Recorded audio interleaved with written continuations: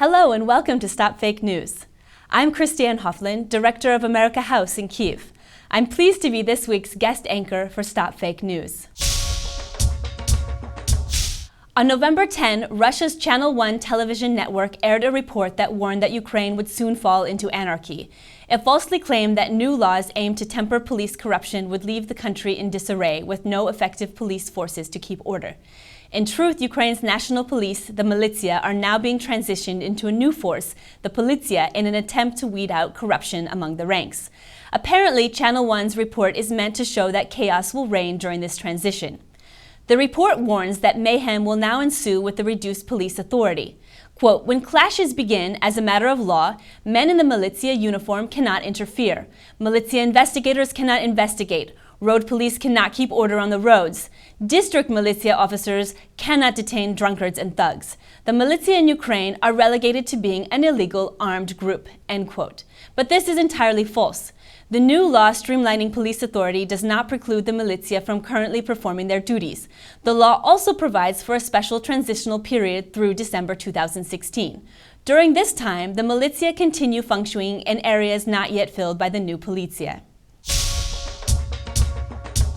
On November 2014, the Russian website Vesti.ru reported that the Ukrainian armed forces had moved the line demarcating their anti-terrorist operations closer to the town of Horlivka in Donetsk Oblast.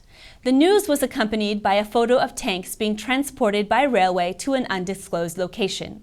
However, the photo actually originates from a video entitled "Ukraine Tank Train Goes to the Border" from the spring of 2014.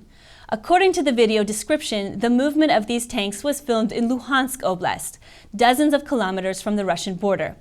Vesti.ru itself used the image in August 2014 to illustrate a false report about obsolete tanks being sold by Hungary to Ukraine.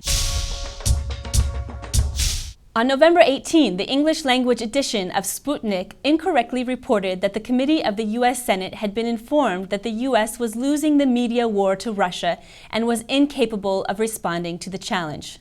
Kenneth R. Weinstein, a member of the Broadcasting Board of Governors, was alleged to have said this in remarks to the Senate Foreign Relations Committee the previous day.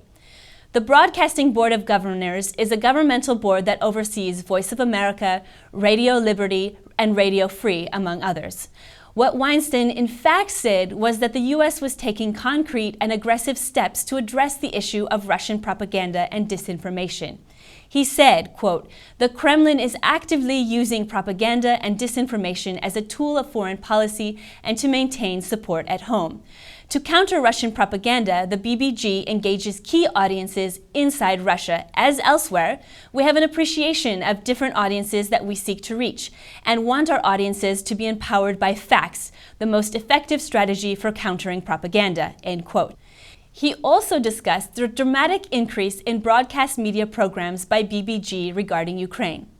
Quote, "Since the fall of the Yanukovych government in Ukraine in 2014 and the ensuing occupation and attempted annexation of Crimea and the Russian aggression in eastern Ukraine, the BBG has dramatically increased programming to the region.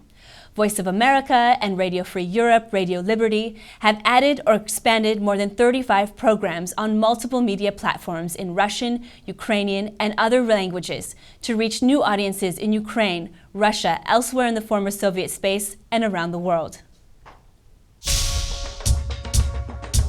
On November 19, Ukrainian and Russian media falsely reported that Ukrainian men under the age of 45 would be forbidden from leaving Ukraine as of January 1, 2016.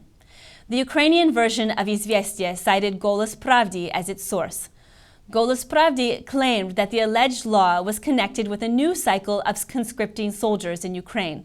Quote, "The seventh wave of mobilization starts in January 2016, right after the holidays. But this is not officially confirmed. But military registration and enlistment offices have already had their orders. An important detail, soldiers sign 6 months contracts, but because of the special period, they are prolonged by the armed forces of Ukraine in a one-way fashion. They have no choice but to serve. This information we received from our sources in the Security Service of Ukraine," end quote. The false story was also picked up by other media. There is no mention of such a draft on the website of the Ukrainian parliament, however, and the Ukrainian General Staff has claimed that the stories are fakes.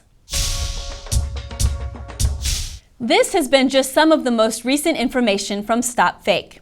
To keep up to date with exposed fakes, please visit StopFake's website and also let StopFake know about any reports you think need to be checked out or verified. I'm Christi Anne Hofland, and I am pleased to have presented you with some of this week's news and exposed fakes.